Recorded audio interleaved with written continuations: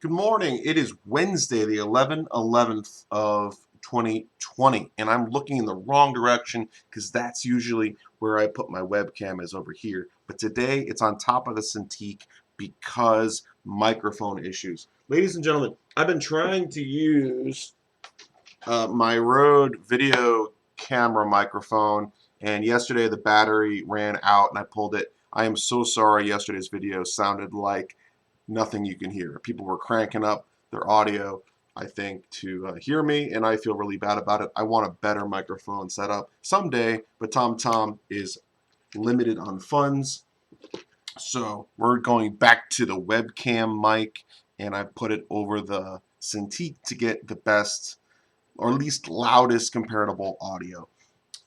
I know y'all love listening to me blabber on and on and on. I'm joking about that. We're going to try to turn this sketch, this plan, into a decent looking painting today.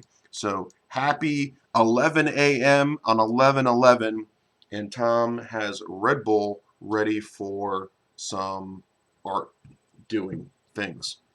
Let's get right into it. Self-critique over the drawing where I left it yesterday is actually was over like this. It was slightly tilted away. I didn't like it, so I used the warp tool to add a little bit more perspective and to rotate it. I'll go through that again to show you what my process was. Stand by. Okay, let's hide that second layer and I'll just redo what I did to show.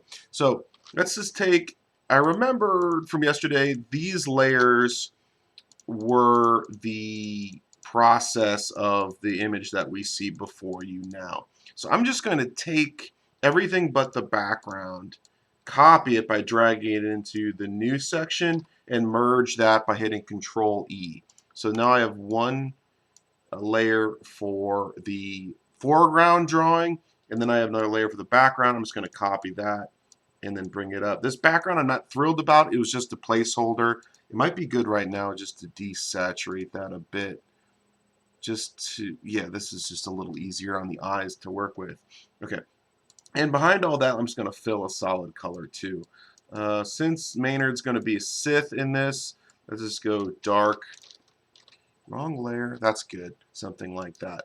So, what are some self-critique things? I feel like this is tilted a little bit, and I don't love it. Plus, I feel like it's generally feeling pretty flat, and that's always going to be a problem when your line weight is the same strength and the colors are consistent front to back. So part of the objective today of painting is going to be create some dynamic depth through contrast and tone and the haptic of directional painting.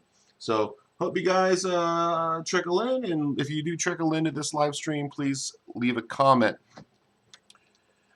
So, increasing the dynamism in this character using the transform tool. I'm going to use the lasso, and first thing I want to do is like rotate the whole guy. So let's select the whole thing, hit Control T, and rotate him just a little bit more Dutch kind of action. I kind of like. Originally, I hoped that the arm was going to be pointing, the upper arm was going to be pointing towards the corner of the canvas, and I might have him still come back to that, but I want to have him bending a little bit more, something will, just a little bit like something like that might be good. You can always, copy and paste stuff too, so maybe I'll select this area, hit Control C, Control V, and now I have a copied version of that, and I could just look at what it would look like if it's tilted. That's probably not what I want. So we're going to get back to that later. I want to get this leg to be a little bit bigger. So I'm going to select the leg area, and then instead of just Control T, I'm going to edit transform and use the warp tool. This is something I learned from Piero McGower in one of the tutorials we did at Firaxis University back in the day. Firaxis University was just an internal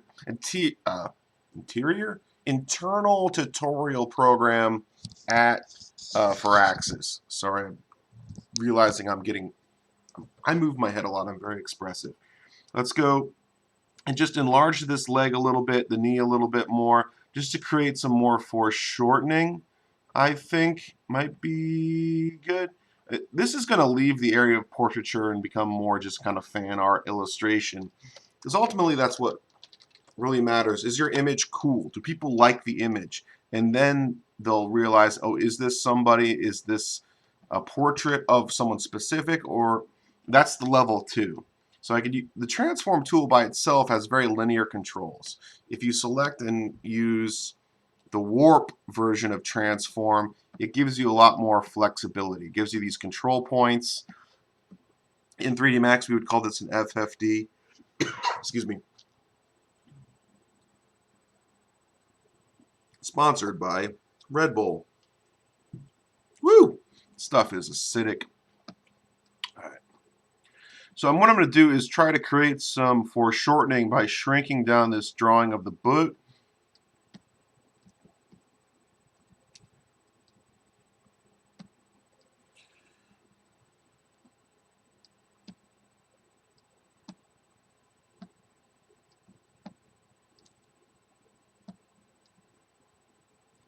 How does these proportions feel?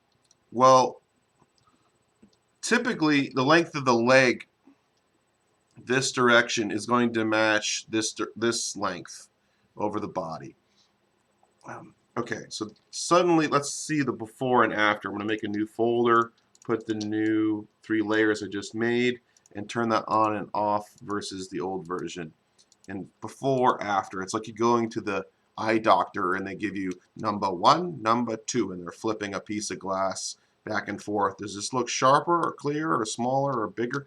And I do the same thing in Photoshop all the time. Number 1, let's get the background back on. And then number 2. And I just like that there's foreshortening now in this leg. I'm going to do the same thing with that elbow. I think I want to make the elbow a little bit bigger too. So let's get this arm area selected and maybe the little bit to this forearm. And let's use the warp tool again here too. My goal here is to show you all some tips and tricks, ways to speed up your brainstorming process. For me, I'm sharing with you this morning because I want to show you the whole process, but I also want to warm myself up. And teaching is a great way to warm yourself up for a day of work. Speaking of great teachers, Dustin O'Hara over at the Art of Craftsmanship YouTube channel, I want to give him a shout out. All right, we're live. Is anyone hanging out? Anyone here today? Joe's here. Hi, Jojo. Hello, Jojo. Yes, going back to the old mic, I watched the video yesterday, Joe, and it was really quiet compared to normal videos on YouTube. And I think we talked about that battery was dying. And so I have the microphone right in front of me for the best audio quality because this squirrel boy right here was not working too well. He was not too happy. But it made me realize that I do need a proper microphone setup. Like if I could mount this somewhere in this direction, it might be pretty good. Shotgun microphones. Ladies and gentlemen, I don't know much about audio stuff, and that is a failing of mine. So how you doing, Joe? How you doing? What you doing? All right. What else do I want to do for the proportion of this? I can draw on more stuff, but really I want to get to the painting. I want to get something happening, and this background is actually distracting. It feels like it's flattening stuff out for me, so I'm going to make it just a little bit less opaque. And let's get into the brush. First thing I might do is dim this image. I'm going to copy it just so I can mess around and still maintain my original. I'm going to hit Control U for hue saturation. Let's saturate it down a little bit, and let's darken it down a little bit. And that's going to make it a little easier for me to find the highlights and brighten stuff up. So bear with me. This is going to be dark for a little bit. Thanks, Joe. Glad to hear that it sounds good. And let's start the painting process. I'm just going to use the picker. I have the front button on my pen set to modifier Alt. Oh, I have to establish where my lights are. Since this is a concert thing, this is Maynard, I'm thinking there's going to be some lights on the stage itself. So some kind of lighting source down here. And Then the red and the glow of his actual microphone lightsaber things. This is going to be a source of light. The whip's going to be a source of light. And then this 4 and 1 is going to be a source of light too. Just making a couple marks for ourselves there. Key, rim, fill is what we really need. So the key lights are going to be maybe some low theatrical spotlights that are on the ground, pointed upwards towards him. And then I think the red is going to be this rim, and it's going to feel really SITH-y as we get the highlight on the back edge because of this whip. So what's this rim light going to be? I'm thinking just a little, like we're going to sample the yellow of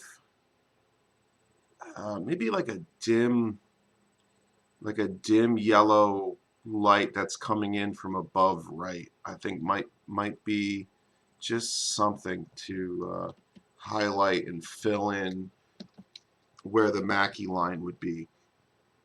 Okay.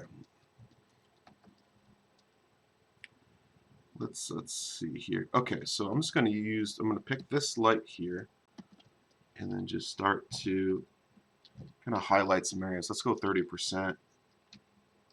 Is that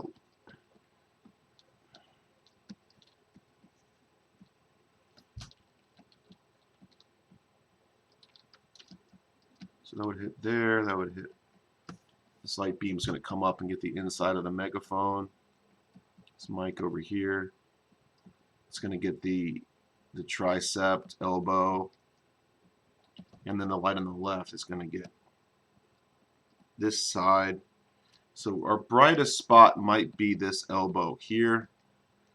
And then let me shade the back side of that. So we're going to go, usually I go blue for shadow, but in this case it's eventually going to be red. Let's try something real quick. I'm just going to go blue with the multiply 50% on the top side of this forearm here. So that creates a nice shadow. This middle dark blue. Let's open this up. Middle dark blue. 50% on the multiply setting. It maintains all the detail, just darkens everything down just a little bit. So if we go a little darkening of blue and then we come back with a normal red, does the red on the blue feel pretty good? Does it feel good? And I'm imagining that would make a pretty cool contrast. Blue red immediately. What does blue red signify? The good and the bad, team A, team B, the police. There's a lot of connotations for red next to blue. And so far, I think that feels pretty good. We're already getting some dynamism happening there. What else would create some more dynamism? Maybe I might need to indicate the floor to myself a little bit. Let's maybe give ourselves a little bit of environment. The grid, some kind of perspective lines that gives us something to work on. And the environment is an opportunity to tell a story about the mental state of the subject. So we can tilt it if we want someone to be unbalanced. We can make it very rigid if we want someone to be very orderly. I'm thinking about the stacks of speakers that Maynard would certainly have. Maybe this is trope, and this is a theme that has been seen over and over again. There's a boss in Borderlands 2 that you fight early on in the game that just puts you in a giant radio hall or something like that. And you have to fight the sonic waves created by the enormous speaker systems that this guy has. He's some kind of DJ jock or something. Seeing a lot of ads for Borderlands 3 lately, the season pass. For my gamers out there, let me know what you think of Borderlands. Are you still playing it? I played it a lot at first, but I just kind of got... When there's 50 million guns in that game, no one gun really feels special, I thought. Maybe I'll go back into it. Really, I need a squad of 3 other friends that are um, that play the game the same way I do, like the role play it in an interesting way. The problem for Borderlands is that Battle Royale came out. Like Battle Royale, PUBG, and all those types of games were just so good at giving the players what they really wanted, which was this tense experience with this journey that you can experience an entire narrative in like 30 minutes or so. And you can pick up weapons along the way. Borderlands did that in an arcadey version, but Battle Royale, there's 99 opponents, and those are all driven by a human being, which makes them automatically a lot better than anything an AI can do. So compared to a Battle Royale game, Borderlands just feels like you're fighting a bunch of bots, which technically you are, but it's really boring. Like the way to make bots interesting is you just have overwhelming numbers of them, like a Left 4 Dead or something. All right, so I'm already starting to feel pretty excited. Do I want to have some kind of, what kind of sky? I'm not really sure. I'm thinking about an arcing thing. Recently, I'm really excited about Orion's belt. I've been looking in the sky at night, and Orion has just recently arisen in the night sky here in Pennsylvania, and I just am a big fan of that constellation. Who isn't? Who doesn't think Orion's cool? Those 3 stars almost in a line. So this is starting to give me some sense of place and whatnot. Only problem, I'm looking at my other monitor and I'm seeing that the horizon line and Maynard's feet don't quite work. Probably want to make that horizon a little bit higher.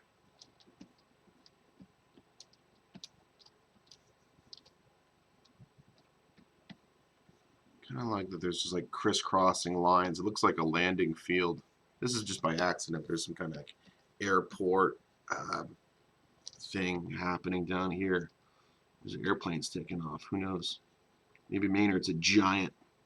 And there's a 737 down here on the runway taking off. It'd be kind of fun.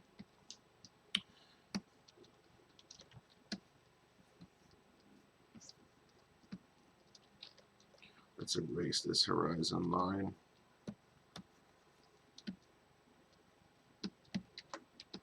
Okay, more painting. I'm feeling pretty good about this. Let's do a quick canvas flip just to see if it makes sense.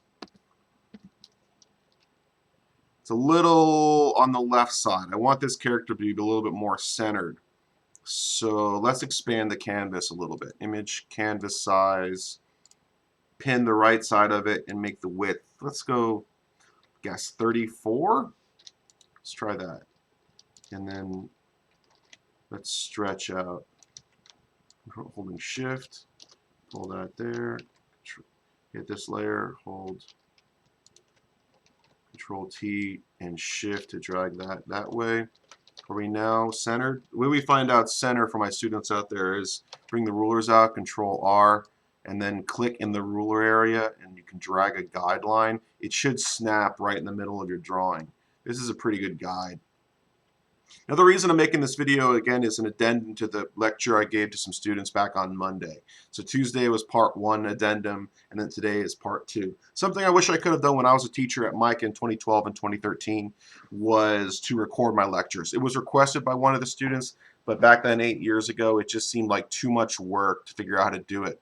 Today in 2020 there are some excellent tools. Also, the computers just can handle so much more data. There's more RAM, more processing power. Like this machine, this desktop PC I have here is probably 2.5 years old. And, 1080 Ti, NVIDIA card, it can handle a lot of stuff at the same time. So doing these videos live is just orders of magnitude easier than it would have been even 10 years ago.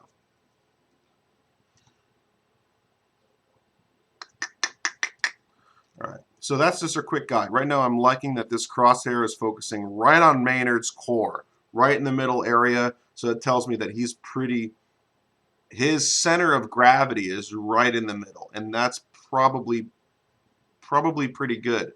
However, the composition has more interesting stuff in this upper right quadrant, and there's less in the lower left and upper left quadrant. So either I should add something there, or I'm tempted to make this megaphone just huge. Let's see what, that might be fun.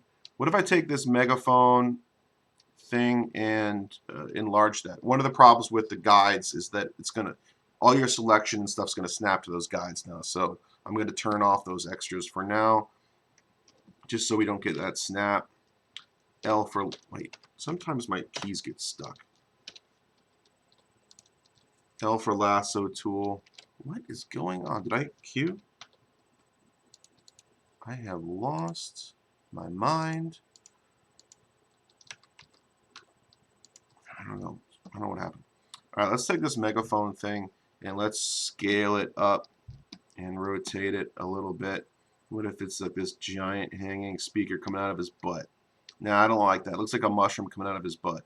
So what if it's just big and here? Again, it looks like he has some kind of growth now. It isn't achieving. Yeah, by getting bigger, I don't know if I like it. What if it was darker? If it's drawing now, it's not drawing too much attention to itself. What if it's dark?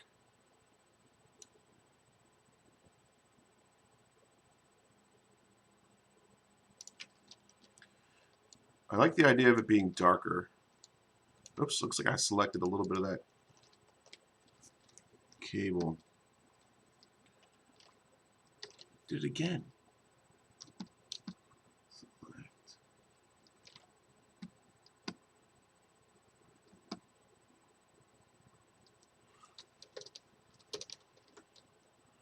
Darken it down.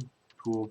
I'm thinking some more like boxes and stuff. I'm suddenly thinking about Akira, and Kaneda's got the battery packs for the laser rifle that he's fighting Tetsuo with. Spoilers, 1988. Akira, whoever hasn't seen Akira yet, you're doing yourself a disservice. Go rent Akira, go watch it.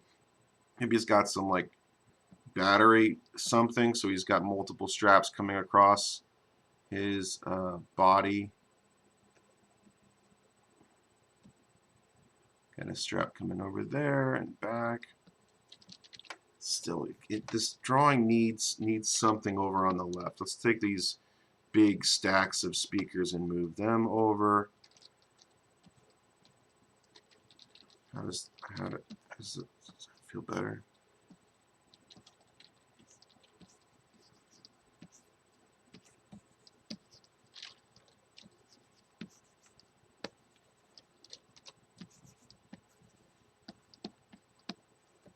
Something like that. Something like that. And then this light source down here can move over to this side. So it's got like monitors and equipment and loudspeakers and different things.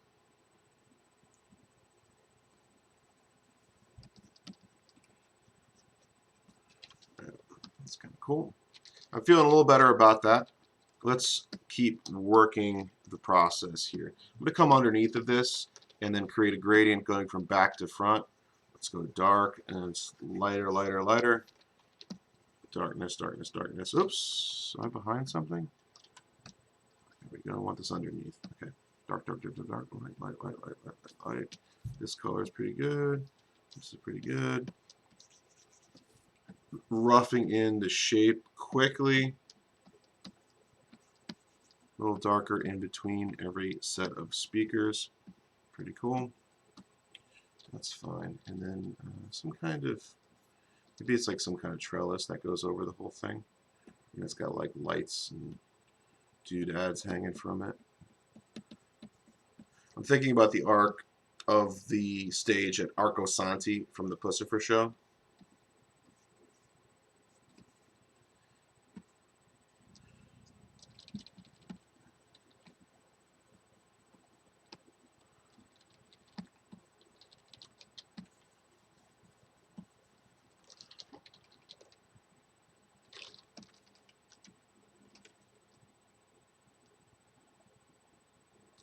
Now that horizon line feels too tall again. It's so weird. It just keeps going between being like good and terrible.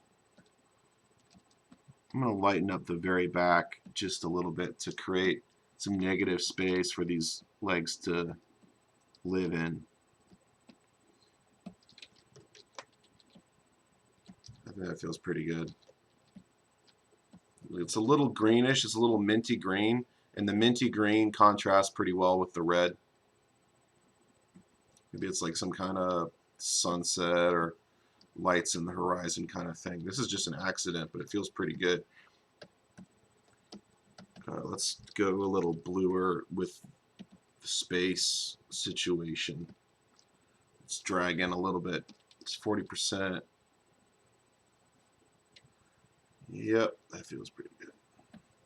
And then real dark and saturated up top. Something like that. Okay, that's feeling pretty good. Ladies and gentlemen, can you see this okay?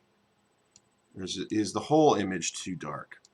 I want it to be dark, and I want to be able to bring out the lights as I'm painting it.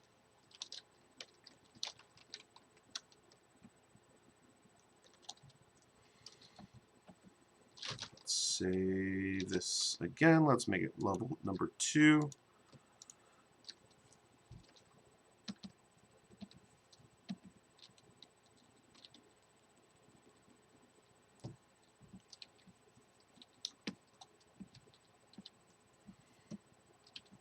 As I'm working, I'm realizing this can be an absolutely huge project. I could spend 20 hours on this illustration. It could be very massive if I wanted to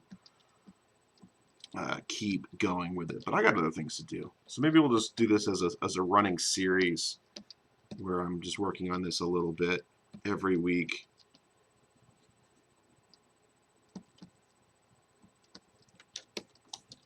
This whip is pretty big up close here. I might narrow this down a little bit. I'm just going to take my eraser, maybe 50%, and take it down a little bit, thinning it out.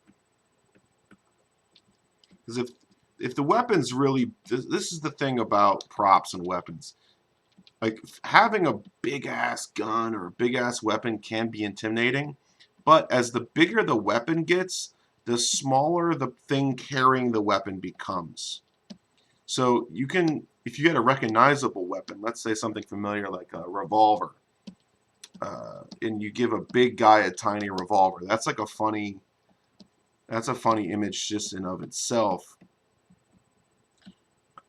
Sometimes having a recognizable gun like B small makes the goon carrying it feel intimidating and big.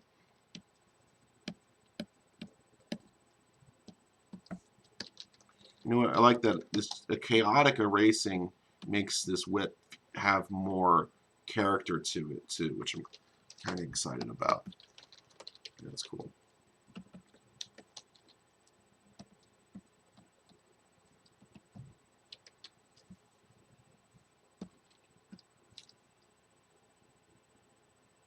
Sometimes Photoshop is not happy with me and I get these errors. So I'm pressing too many buttons at the same time.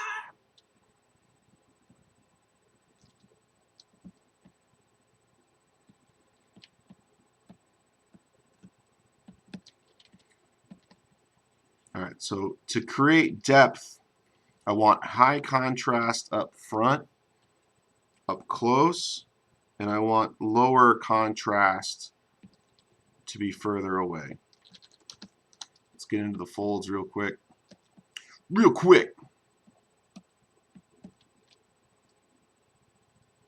Got some compression folds.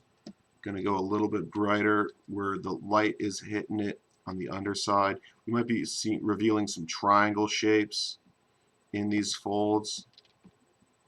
The thick black lines are also a little bit distracting to this illustration. I might lock transparency and sample local colors and then just paint over those lines just to get rid of them, because that thick black line is in fact flattening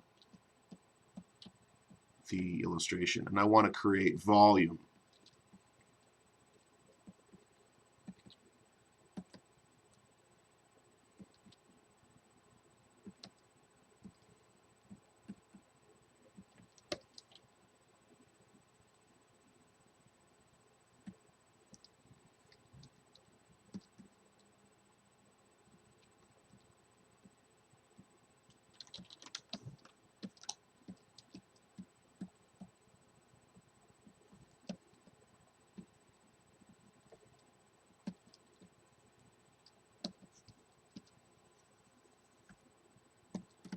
Problem in painting, it's much harder to talk about what I'm doing when I'm painting versus when I'm drawing.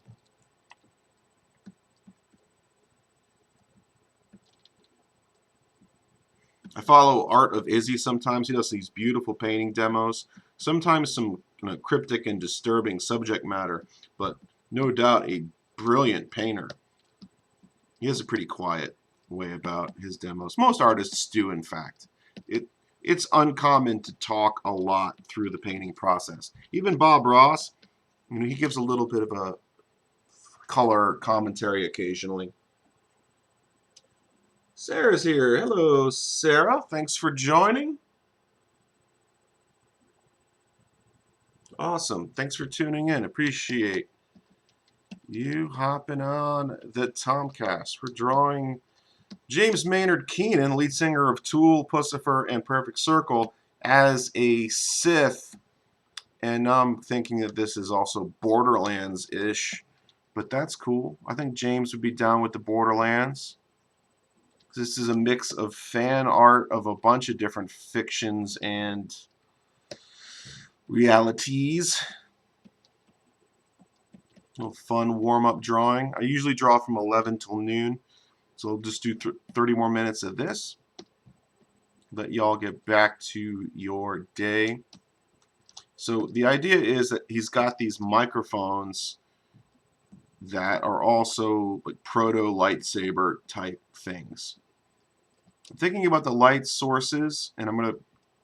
What's good about having the light in the scene is you can sample those colors from point to point and get it working together, and then you create this spiraling effect where the eye looks around your canvas, trying to connect all the dots together, trying to connect relationships to this corner relates to that corner, relates to this part on the body.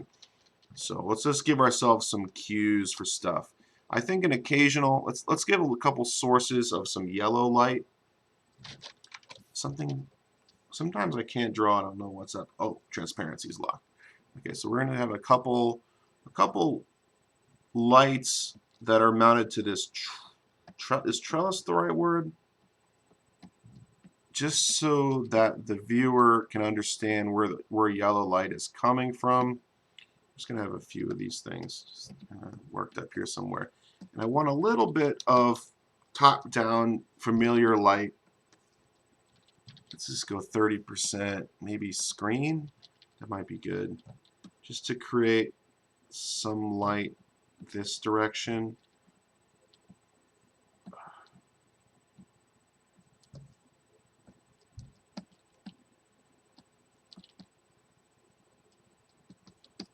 Trying to create some volume.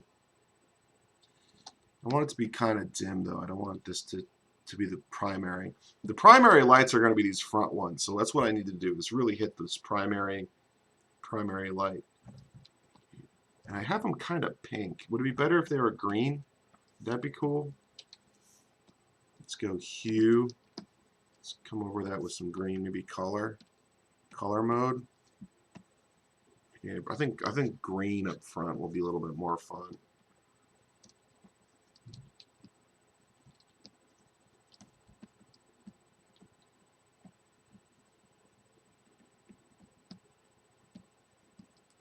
Yeah, that's pretty cool.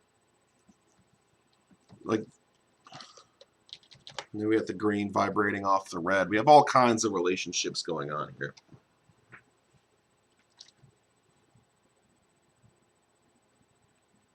I also want to paint over more of these black lines. So let's lock transparency and pick local colors or something. I just don't like how much it flattens the image by having dark black illustrated lines. So I'm just painting over it with like a middle gray. Let's go 50%. I'm going to pick this skin color and then draw over the arm with the skin color that I've already established here. And then the blue there and the red here. No teal there.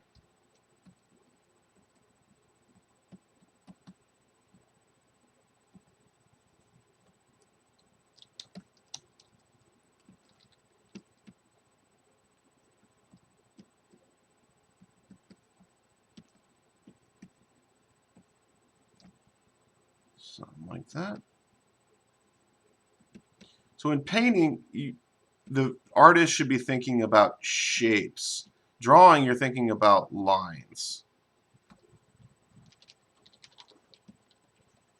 So you should be thinking about this hand as a shape of color. And then the forearm is a shape of color. And then the tricep and shoulder are shapes of color.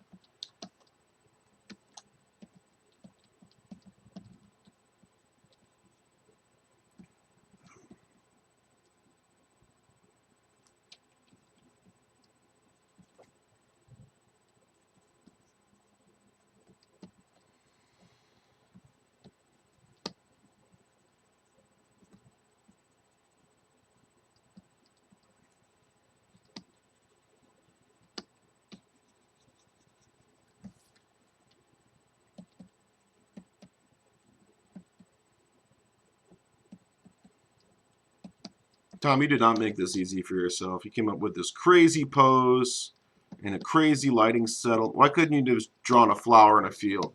Why'd you have to draw Maynard being a rock star in the Star Wars universe? Well, there, Tom, I wanted to demonstrate a challenge. I wanted to create problems for myself because I wanted to show the students how to solve their own problems. Be all like Art Jordan Peterson up in here. 12 steps to solving your own art problems. Step 1, don't come up with a crazy scope. Limit the scope. Blade of grass in some dirt. That's all you got to paint. Sarah says, I like the green. Good call. Appreciate that, Sarah. Thank you. Thanks for the comments. This is just absolutely messy. So let me flip the canvas and try to look at what the #1 problem is. Let's go identify what our big problem is. Flip horizontal. Let's go full screen. Go full screen on this. Lean back. Get a little stretch. Well, it's very dark. The arm and the knee are starting to pop out nicely. The mohawk could use some highlights. The forehand, I should really hit the face and the front microphone. I think I really should work on this area.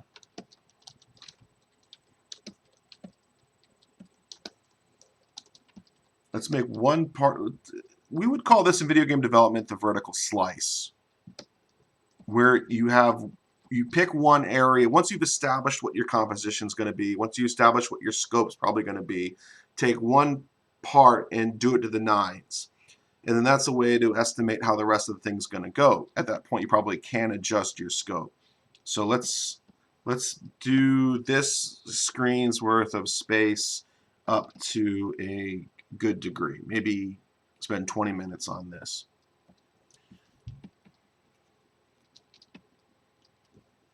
Again, let's paint over the dark drawing lines. I have my layer locked here, so I can paint very loosely. I want some kind of, I remember we had a bracer on his wrist here. Let's get like a leathery, dark leathery color. And he has this cable.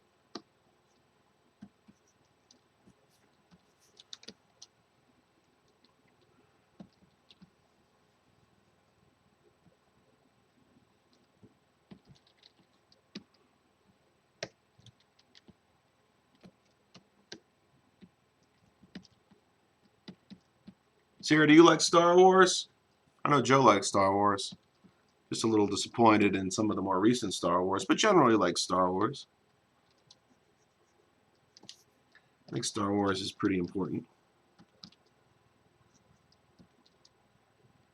Just mostly mad about the recent trilogy. Star Wars is being redeemed by Jon Favreau and The Mandalorian. He seems to get it.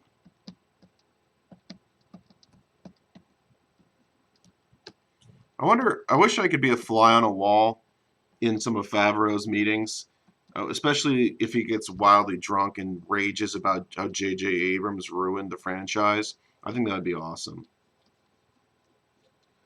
Also, Rain, like giving away the middle, like the most important second act to Rain Johnson without some kind of clear goal for the arc of this story was, it's like, remember that quarterback Jay Cutler? Man, I hated him. He just brought no energy to the game of football.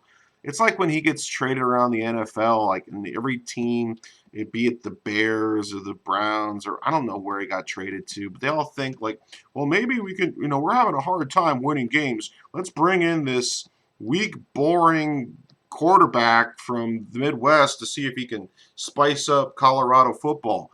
And of course, he's terrible and he doesn't bring any energy at all. I mean, and then the Browns are like, let me bring in this like Johnny Football, Johnny Manziel, really exciting highlight quarterback player. And then they didn't identify that, well, what made Johnny Football great was the team around him.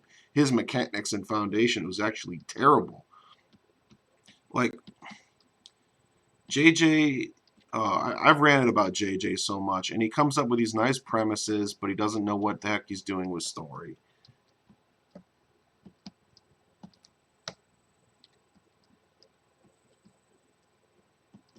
Got to partner up with somebody. Like JJ can be the vision, maybe the art department.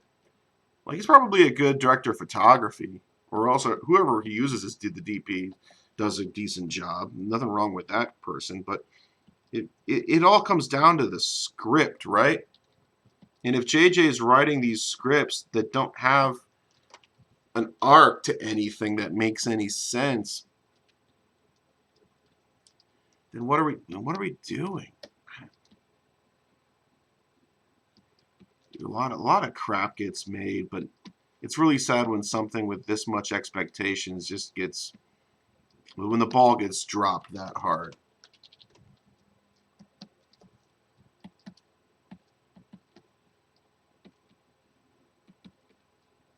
I wonder if Star Wars would have been better if they just kept making films with the original cast.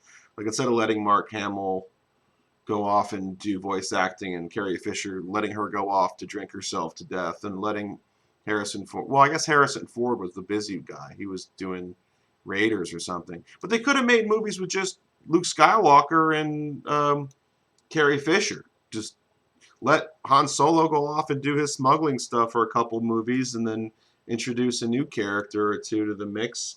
Some things. Morning, Brandon. How are you doing today? Sarah says, yeah, I do like Star Wars. Old ones are definitely better. It's really weird when the new movies make me so upset that I want to say, remember in the prequels when you had Qui-Gon Jinn? He was awesome. I never thought there would be a Star Wars to come out that would make me, what the heck? I almost canceled the video. I don't want to do that. Good morning. God, I want some coffee. This Red Bull's, what I find is Red Bull is great for actually working, doing functional tasks, driving heavy machinery. It's a focus thing. It's not enough sugar and caffeine to get me to be talkative, Tom, like I was yesterday. And I did have a donut today. So for you all that are thinking about becoming live streamers, coffee. Why is this? I'm getting all these air. Oh, this is maddening. Maddening. I think I'm hitting some kind of hotkey in Photoshop that is producing a global value and upsetting Facebook live stream. Facebook, I don't work for you. You work for me. Zuckerberg was like, I don't think so. You work for me right now, man. You're not making money on this video. I am. Ugh. Well, that's not true because I don't think there's ads. What's he doing? Is he selling my voice to an AI to replicate it? What do you think Elon Musk is doing right now, this very moment? I bet he's sitting in front of a Keurig machine talking about artificial intelligence with a passerby.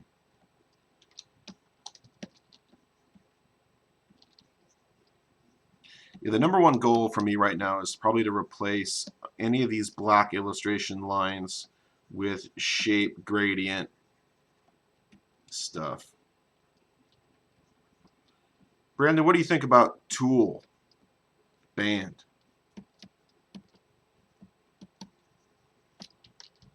Maynard might be my Lord and Savior. I'm being facetious. I know there's some people who are there are absolute nuts, like religious zealots for Tool and stuff. I just think he's a very good artist, very intelligent.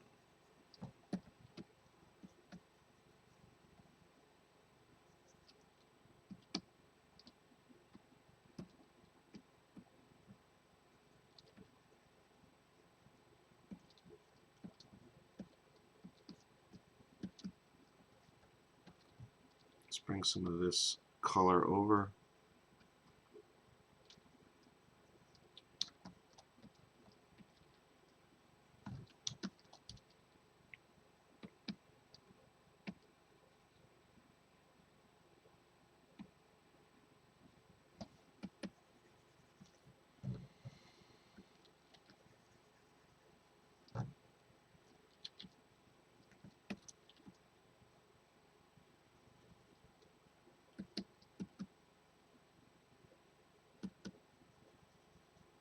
So I like how if you ever watch singers up close, they'll, especially in a loud venue, they get that microphone like right up on their face, like they're spitting all over it. It's because they have to have the sensitivity set such a way that they're not getting feedback. So I want to get that sense that the microphone is right up in his business.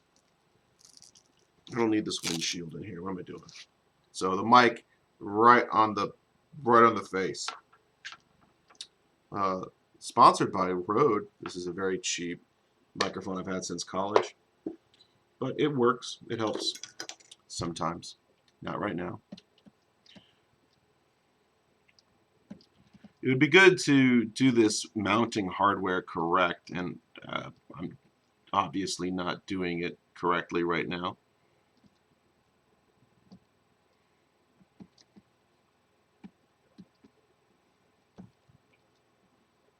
The thing about night vision tubes is they're very long, and you would see the eyes behind them a little bit. There'd be some green on the eyeball.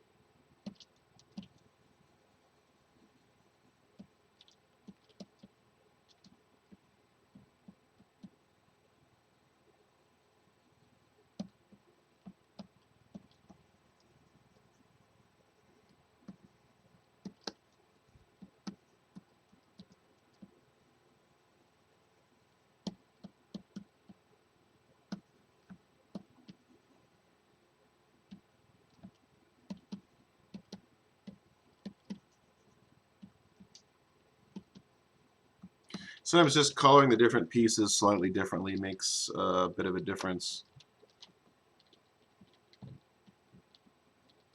So that 3-point lighting, trying to get some volume on that. I really want to establish the geometry of the head too here.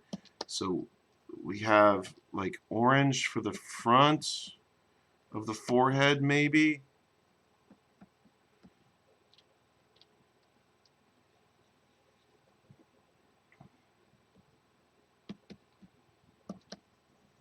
Yellow for the top. Does that make sense? Contorting my eyes and looking at it from different eyeballs just to see if it works in a blurry kind of way. I'm trying to make a strap. Like this is a forehead strap that the Mohawk and Night Vision set is mounted to.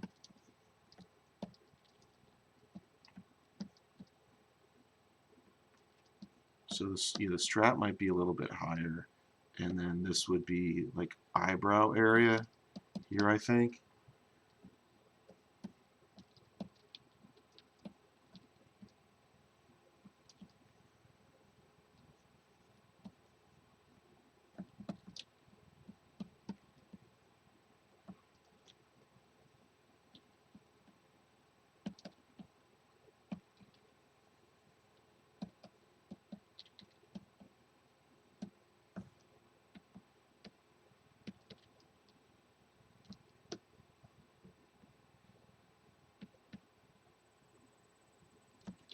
I'm going to paint over this just because I want to redraw it.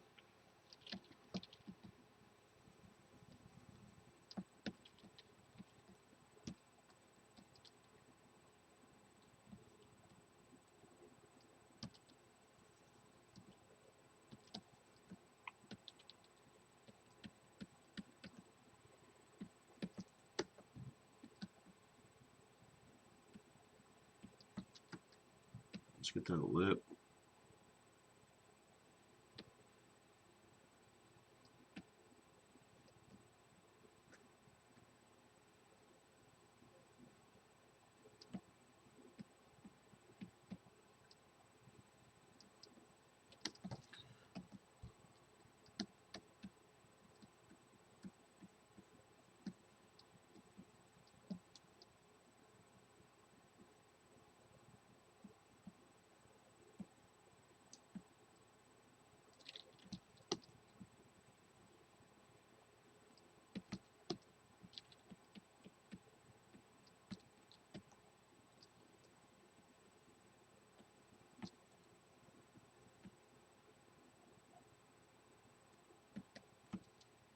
A little redder for the lip. Try and get the teeth. Try and get some shape in there.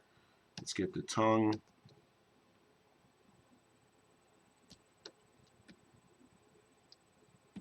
And then we have our different colors, which is going to be, it's going to be, these nods are going to be casting a bit of a shadow. So this area here is going to be darker, maybe into the purple. Let's get some purples in there. I know Joe likes purple. Joe likes purple.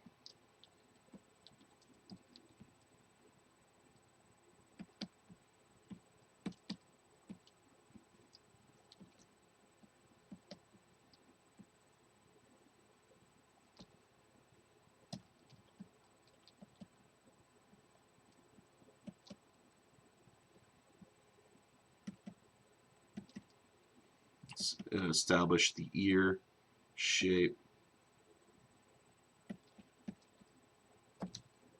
Even if the color's not right, it's something.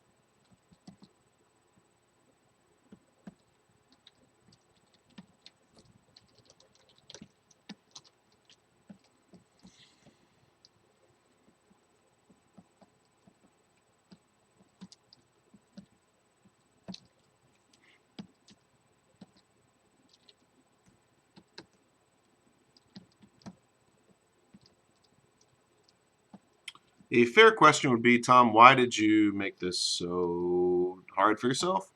And I would say, because I might be an artistic masochist. I like seeing myself fail. That's not true. It's actually very hard. But I did it enough years in theater to realize that anything I do visually is not going to be as bad as what I'll do on a stage. So that's not so bad. I'm terrible at memorizing lines and performing parts. When people are judging your art, it's one thing, and people are judging you as a human being, it's a very different thing. And that's why I like art. Why I like drawing. For one reason is if they're looking at the artwork, they're not looking at me for a bit, or at least a little bit.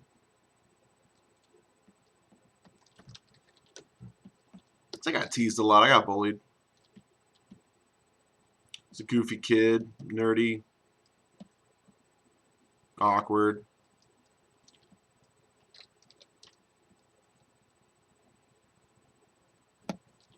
Star Wars wasn't that cool back in the 1990s.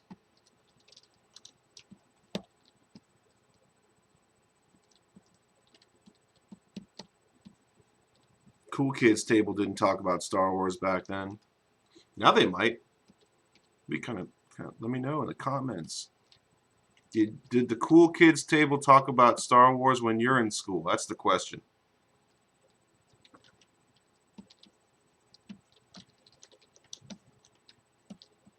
Smooth some of this out. I gotta get rid of these black illustration lines.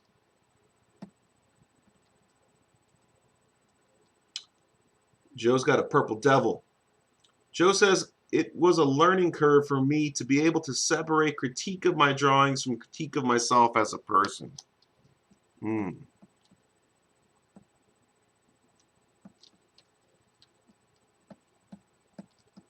I think if I didn't have the theatrical background, I wouldn't have recognized that.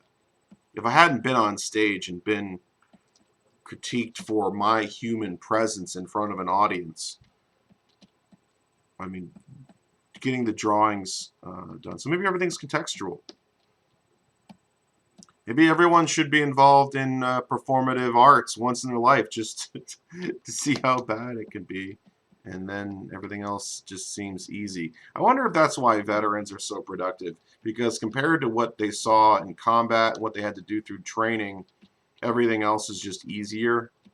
Like, something that feeds my procrastination is the visualization of the task. If the task is visualized to be hard, I'm less likely to be engaged in it. Whereas if, most people just get up and do the dishes and load their laundry and they just do it. They've done it a million times. They've done their chores. They vacuumed the house. It's not a big deal compared to childbirth or something. They're not freaking out and overthinking it maybe the way I do. I need to vacuum the upstairs of my house so bad, Joe. I'm seeing dust so many in all the corners. Devon O'Hara is here and says, "Is that a lightsaber whip?" You know it. What's up, Devon? How you doing? Happy Wednesday to you, sir.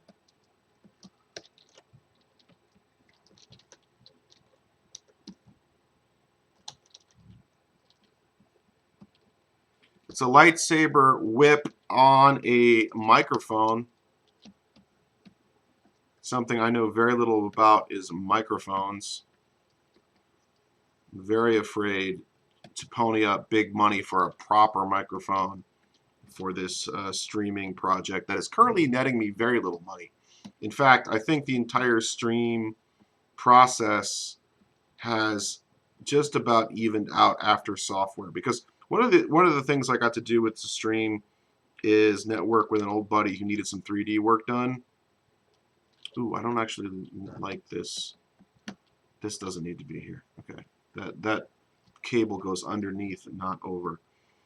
So I got work from an old friend, Anthony Dittman, to do some 3D work for him, some 3D model stuff, and that job paid for my 3D Max license for 5 months is all it really did, which was better than nothing. That way I can practice. In fact, I probably should load up Max today and just it's $200 a month for 3ds Max, and I'm not using it enough. I'm loading it up for like 8 hours a month. It's really not a good deal, but I need to keep that edge somewhat sharpened because that's my bread and butter. Most of my career, ladies and gentlemen, has been paid for with 3D modeling work, not concept work. I love illustration, but it's 3D modeling, animation, prototype art, and unwrapping that pays the bills. Okay, so this cable goes around, and then I need to have it I want this thing maybe coiling into the same audio pack that everything else is coming from, maybe. That could be cool. All right, so this is starting to get interesting. Starting to get interesting. See how much work it takes just to paint over the drawing? Let's do a quick before and after. I need to get this green light. I want to highlight this cable here. This is kind of rubberized. Cable is going to be picking up a little bit of that light. Maybe it picks up a little bit of yellow from up top.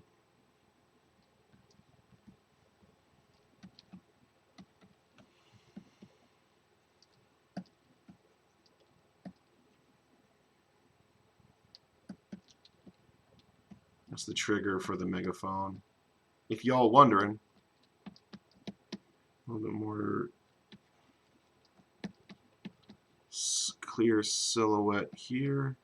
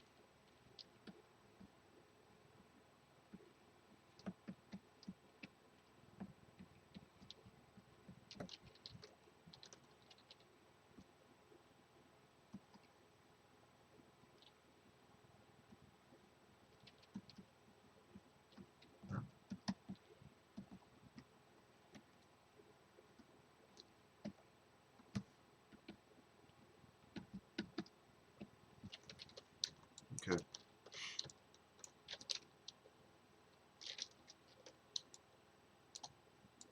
So before, and then an hour of painting later gets us to here. Very different feel, much more dynamic. We have, because of the highlights and then the dimming and the shadows, the highlights up front and then the dimming of the shadows in the background. Now we have more dynamicism, we have some volume established, and we have some colors and lights going on. So we have, the 3-point lighting is really essential for creating volume along with tonality. Devon's asking how I'm doing. I'm all right, Devon. So Sarah is replying to Joe. I feel you there, Joe. I like that my art is both about me and not about me. But it can feel so hard to separate the two things in critique. I still hit that hang up sometimes. Fair, very, very fair. Because it is your skill coming through. I heard, was it Malcolm Gladwell? I'm trying to think of who said this. I heard on the podcast once that the problem young artists have is their taste is up here, but their skill is down here. It might have been Bourdain. It might have been Anthony Bourdain talking about this. And over time, hopefully, they get to raise their skill level up to match their taste level. You know, something like that. Devon says, I would do some YouTube video with specific chunks of your info. How to do this and that, or doing this and that 10 to 30-minute lessons. Yeah, that sounds like something valuable, something I probably should do if I cared about this in the future. What I want to do, but just, I see what you do, because Devon, I already gave you guys a shout out, but I'll do it again. Devon's of the Art of Craftsmanship Channel. Everyone should check it out. It's him and his brother Dustin making really awesome pieces, and they're highly edited. Like Devon, you're a filmmaker, and you do amazing videography and incredible editing and audio and all that kind of stuff. I don't have that time for this. This is the warm-up for what I'm actually doing that'll pay my bills, which is actually making game art. I'm not trying to be a filmmaker here, even though I love what you're doing. Does that make sense? But I hear what you're saying. But what I'm doing with the stream is I want people to see that I'm doing something, and then they can then do something in a different kind of way. And also, it's just like there's the live aspect of hanging out too, which is cool. Devon says, "Package your knowledge." Well, I got ArtStation. I mean, like I have my work on ArtStation. Ladies and gentlemen, Devon just likes telling me what to do, which is kind of fun. It's his own power fantasy, and it makes him feel like he's really, really important. So we're going to celebrate Devon and say, "Thank you, Devon. You have great ideas." Devon says the painting looks awesome. I appreciate you, Devon. Love you guys. Devon likes telling me what to do. Look, I know people are telling you what to do all the time. I'm sure that comment section on Art of Craftsmanship Channel is full of like, "Hey man, what if you just did this? Can you guys make me this? Can you make me this? Make me this?" And then you're like, "God, I'm getting told to do so many damn things. Don't they realize I'm not making any money off of this? The only reason I'm doing this is because it's kind of fun." I don't know how popular YouTubers deal with the comments. Like, I don't know, man. But this project is fun, and Devon's been along for the ride of this kind of thing. He's been along for the whole ride. The whole ride. I mean, you know more about it. Like, what is the path between starting streaming and making content and actually getting paid for it? That is a long journey, right? I mean, how many thousands of hours have you put into Art of Craftsmanship Channel?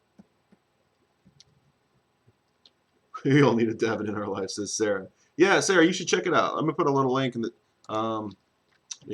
comments. Art of Craftsmanship YouTube. I'll just post this link in the comments here. Joe said, "Learn that lesson fast." No, Joe says, "My comedy stuff on YouTube had commenting turned off." Mic drop. Oof. Oof. Woof. I'm more fascinated about the relationship between pre-made content and live content. It's like, maybe Joe, you can comment on this, the difference between improv comedy and watching a play. Like watching pre-recorded improv, unless it's whose line is it anyway, is almost unwatchable. But if people are there and it's live, it's funny. I imagine Saturday Night Live is like that. If you're in the I bet being at Saturday Night Live in the audience is incredible. I bet it's actually incredible. But I've never like laughed out loud really hard watching Saturday Night Live. Only time I've ever watched like laughed out loud hard is watching the Lonely Island video skits that are pre-made. I think that's the only time I like laughed super, super hard. Everything else is just kind of like mildly amusing. But I bet if you were there, it would be incredible. So I think that's the difference between live video and like live podcasting versus pre-recorded content. There's a different level of judging. As soon as there's any kind of production value put into something, then the critique goes. The critique is an arms race between production value and critique. Okay, this is great. We're getting to something. I think if your production value of here, the critique process is only right here. But if you put like Star Wars J.J. Abrams level of production value into something, your critique is always going to be this cacophony of critique. It's going to be so loud to balance that. And maybe that's why Mandalorian works so well.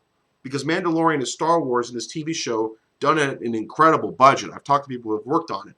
They did Mandalorian relatively very cheap for what you get.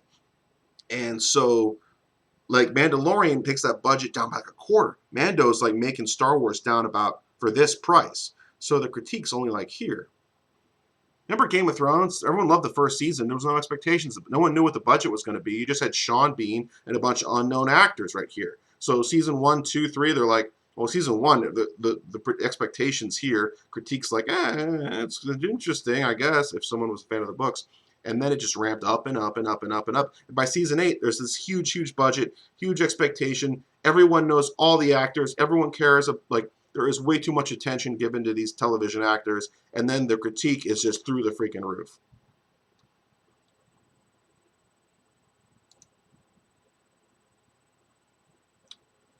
What's going on here? Devon says, gracias. Brandon says, I love the grunge future punk vibe of this drawing. Thank you, Brandon. I miss going to concerts and people watching people at live concerts with all their crazy outfits and punk rock hardcore gear. That's always fun. Devon says, I didn't know you had somewhere where your teaching content lived. That's great. Oh, okay. Thanks. Um, Brandon says, post-apocalyptic grunge. Yeah, man. Don't you love some Road Warrior? Don't you love it?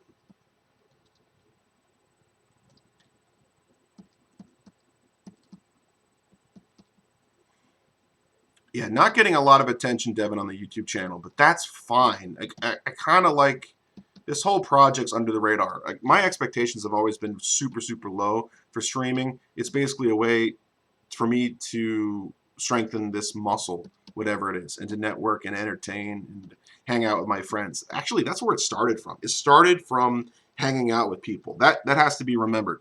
The foundation, the gestation of this idea came from my friend Talia, who wanted to do a hangout art party group at the beginning of quarantine back in April. I ponied up for a Zoom meeting, and I volunteered to do some art demos on that. And I realized that audience was super small, like 2 people in a group. And even within the group was like 40 or 50 people, and no one was tuning into it. So I said, why don't I just share it with my whole Facebook friends? That way my 700, 800 Facebook friends might be able to see this and comment and pony, like talk it up. And then, then that's where it ended up going.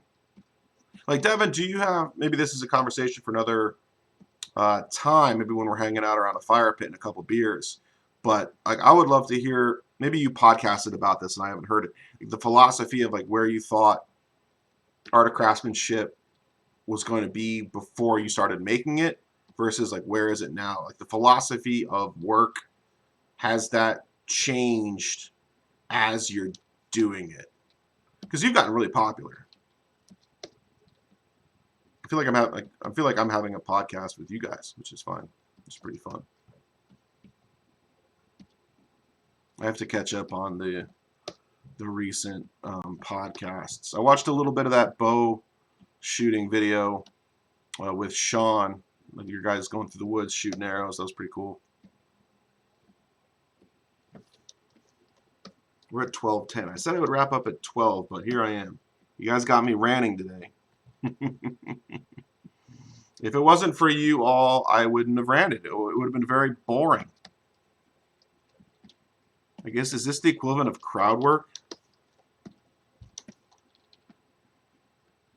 Is it the same thing? Is that the same nugget of experience? Like the live stream is the equivalent of crowd work in a comedy show? Where are you from? Cincinnati? I've never heard a good thing about Cincinnati. Those Bengals are terrible. How do you live with yourself? Where are you from, sir? Minneapolis? How'd you get to Baltimore? Didn't you freeze along the way?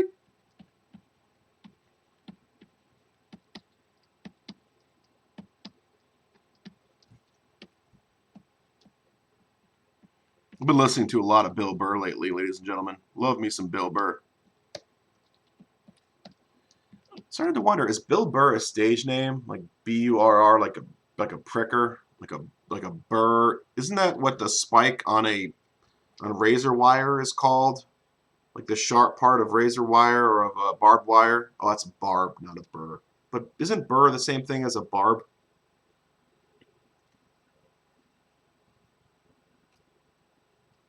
Ooh, Brandon's telling me about UFC. That sounds good. November 21. Is that? Um, that's before Thanksgiving, right? I'm probably free for that. That'd be cool. Figueiredo versus Perez. That should be fun.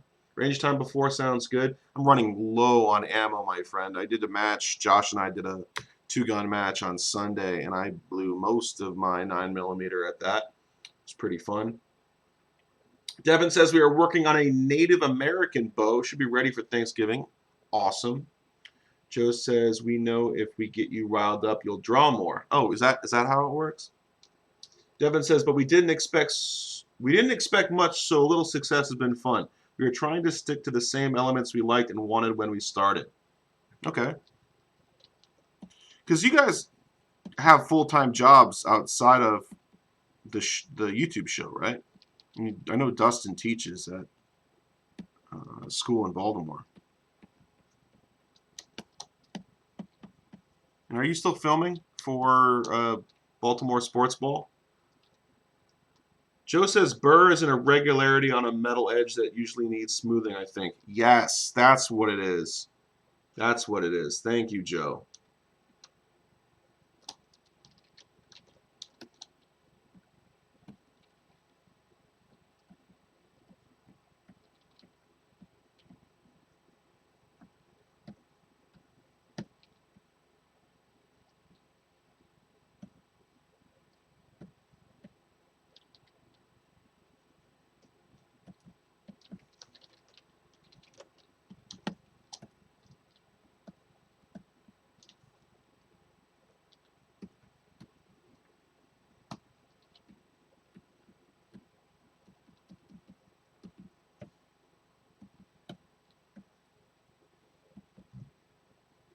I think about what color I like the laces. Like a yellow lace is usually pretty nice.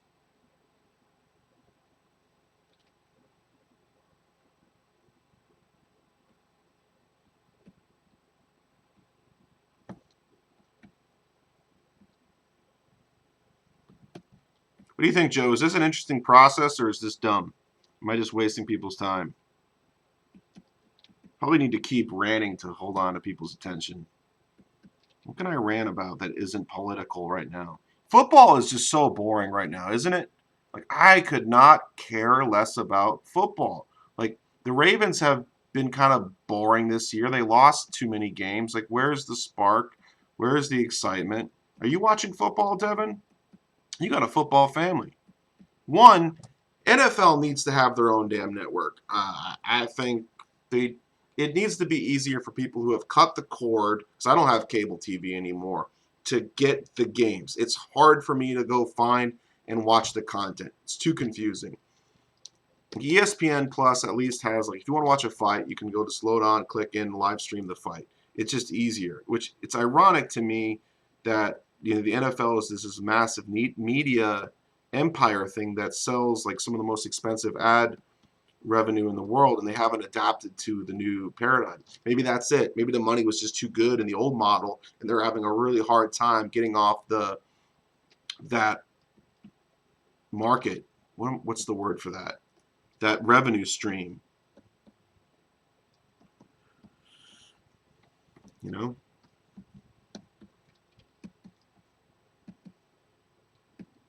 I also find that the NFL, like watching sport that isn't as violent as things I'm seeing in the news, is just not as exciting. At least the MMA, people are getting their teeth knocked out, and that's pretty exciting. And I don't condone violence. I understand violence is a part of the world we live in.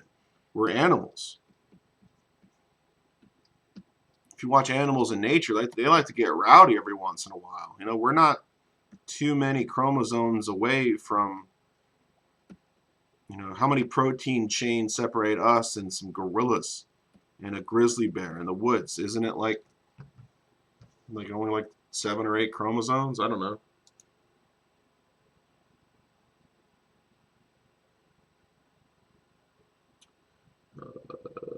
Sarah says even Cal's super bored with football right now. Sarah says she likes seeing the process. That's cool. Brandon says I should do a steampunk turkey drawing. Ah, that's funny. Drew's here. What up, Drew? Good to see you, Bam Man. Bam Bam. Bam Bam. Drew says he's crazy with Freelanceville right now. That's good. That's awesome, dude. Devon says I've been watching. Definitely not as excited about it this year. Too much politics dragged into it. I agree. Maybe that was it for me. Is that the whole? Am I kneeling? Am I sitting? Am I coming out? I think the high water mark was that Pittsburgh Steelers when Villanueva, the Army veteran, came out by himself to say, I'm going to stand for the flag. I don't know if it was an accident or whatever it was, but that was the moment for me when I realized the whole thing was baloney. And what did the fans do? They threw out a lot of their old Steelers jerseys and bought the Villanueva jersey and rocked it. The fans don't want politics in their entertainment. That's what Hollywood doesn't understand. They've lost, like they forgot who they were. They forgot like Hollywood forgot that they were entertainers, not politicians. Maybe Ronald Reagan screwed that all up because he took entertainment and made it a political thing, and then Arnold Schwarzenegger. Ugh, we're just into this really annoying soup. Dev said Freelanceville. Get your brother straight. Oh, did I misspeak? I said Drew and I meant Devon. Why'd your parents have to name you all with D's? I would have screwed it all up anyway. Get your brother straight. I'm sorry. You guys probably gotten your name screwed up so many times. Like, how many times does your mom call? Let me ask you this, because my mom calls me the wrong name all the time. Does Mama O'Hara mix your guys' names up every time there's a dinner?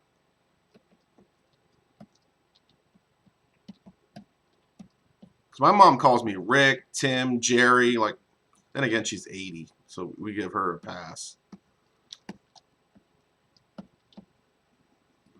My bad. I didn't mean to misname. Just as long as I don't misgender you guys, I think I'm gonna be all right though. That's what I'm most worried about. I don't want to cause any microaggressions in the O'Hara clan by misgendering the brothers O'Hara. Devin says, Truth, Tom, sports is an escape where everyone can usually get along. That's what I think. It's kind of funny. We all get along while watching people beat the crap out of each other. Something to that, or something to that. For the ladies listening, look, we got us guys just we either need to participate in violence or see it, or just something's not right in our world.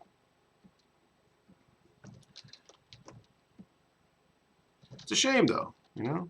I mean, one of the beautiful things about the creative process is I can draw violence and I get that itch scratched.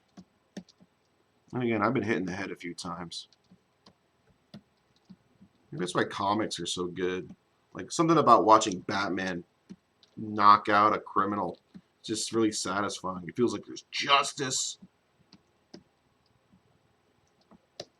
No justice, no peace, they said. Well, if you weren't, like, burning things down, you wouldn't need to call in. I don't know. It's so... I don't like the whole rioting thing. That's why we need concerts to come back. People need a spot to mosh pit. You know, back when we had concerts peak COVID, you can, like, go to a hardcore show and get your rage out by moshing.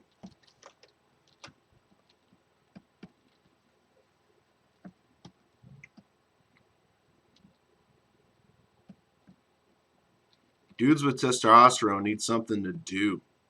Something like, maybe everyone should get axes. There should be some kind of wood chopping activity in COVID. It'd be like the new hot sport. Remember CrossFit was like all the rage, but you had to do it in a gym. There should be like lumberjack games. ESPN should bring back the lumberjack games. That was cool. How fast can someone cut through a log with a chainsaw? Can you? There's that drill where they're like there's part of a log standing up straight, and they got to cut a bunch of like steps to go into it, and they get to the top, and they have to chop something off the top.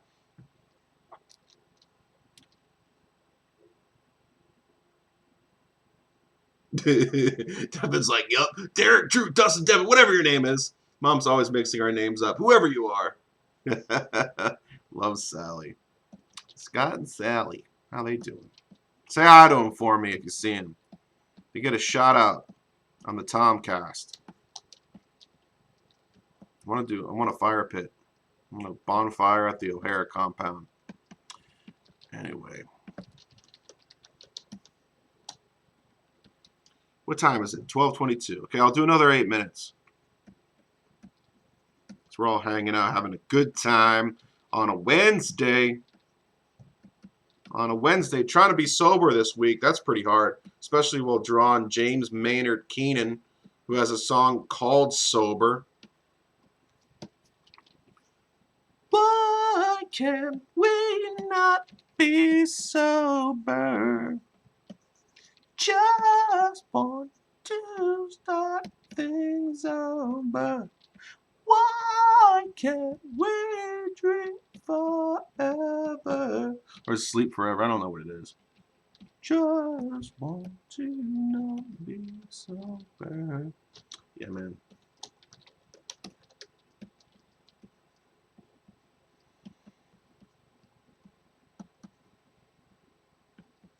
He's got a voice like an angel. A fallen angel.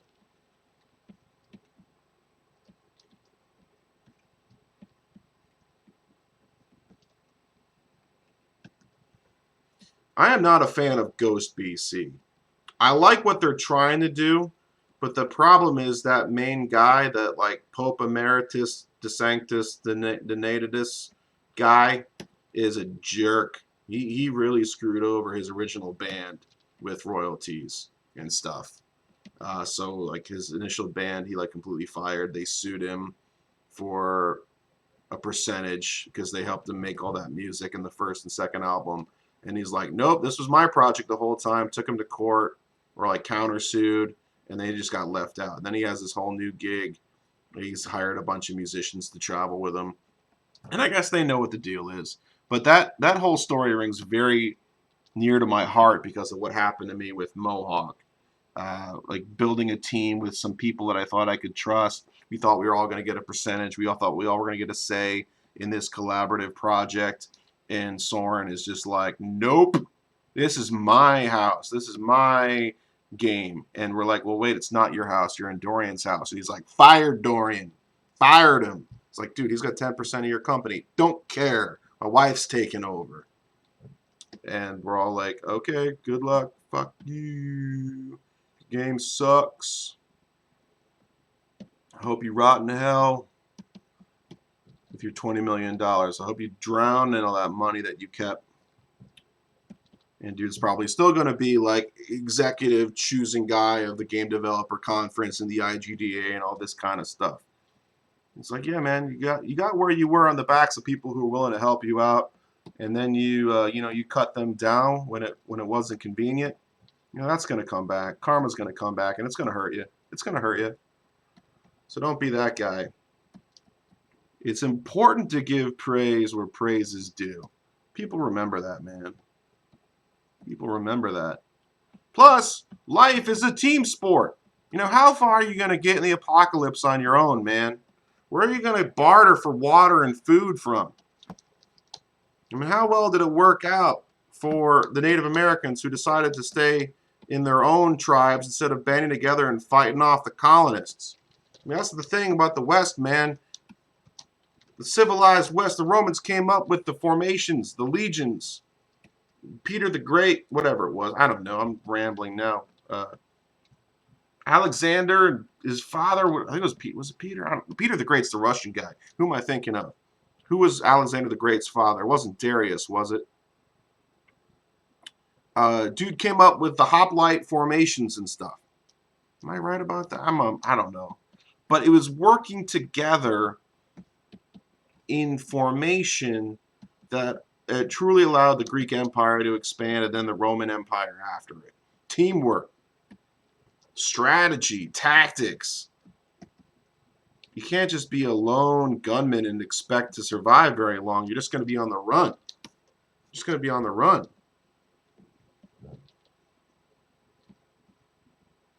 Can't build a community if you're just a lone gunman. What's the comment say? Devon says, getting saucy in here. Joe's like, want to chop some trees? We got trees.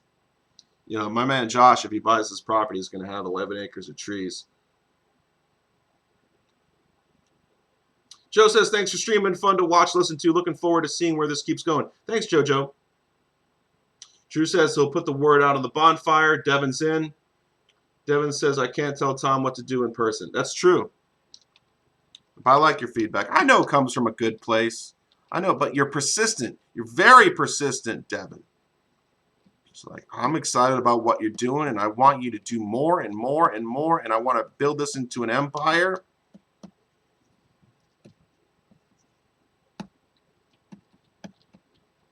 Here's another thing why this is exhausting for me. It's fun, but I'm channeling. I think Tom personally is very boring. To be interesting, I have to channel all these other commentators and do like impersonations of these different people that I've heard, like a Bill Burr, or a podcaster like Pressburg. I'm thinking a little bit of like Louder with Crowder, a little bit with Alex Jones, and a little bit of Joey Diaz, and trying to come up with my own voice is really just a synthesis of all these other voices I've heard too. Like maybe it kind of riffs off of the imposter syndrome idea that maybe I'm not that interesting. I'm just copying what other people have done before. But I also know that sometimes copying what people have done before is still valuable. Look at what priests do. They read parables from 2,000 years ago, and those parables still teach good lessons. I'm not Catholic or Christian, but I understand sometimes those lessons are universal and need to be repeated. Same with the Judaic faith. There's probably some good lessons in the Islamic world that get repeated over and over again. And that's the job of most teachers. Most teachers don't come up with new stuff. Most teachers don't have PhDs that have discovered some new break in the space-time continuum that they can lecture about. They exist, but the majority are just repeating what other people have come up with beforehand. And probably 99.9% of entertainment is regestation and recombining stuff that we've seen before. And hopefully we're getting to the parable, to the hero's journey, some kind of reflection and educational lesson about what the universe is, what reality is, and we're going to keep telling these stories to educate our youth.